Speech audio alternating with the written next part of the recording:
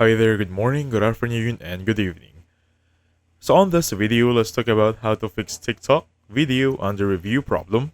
Now this is going to be an updated version for 2025. The previous tutorials on the previous years are no longer working.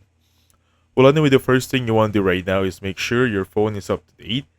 If you're using Android devices, basically the same process will be done. Just make sure your software is going to be updated. So on iPhone, just go to software update like so. We're just making sure that we don't have any pending updates. Next one, opening up the TikTok account right there. Now once you're in here, just wait for it to load up. Go to your profile, like so, and open up the settings. Choose settings and privacy. Now once you're in here, scroll all the way down to report a problem.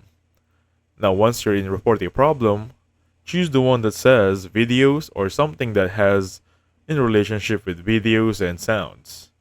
So as you can see here, they have removed it, meaning that option right there can only be accessing if you want to chat them directly. Let me just double check it if they really removed that one. So as you can see right here, video is not working. There's no direct solution for that one. So what I can do right now is basically click on the chat with us button right here. Tell them what's going on, be direct, tell them that there isn't any problem with your video, so it shouldn't be under review. Other than that, you'll be good to go.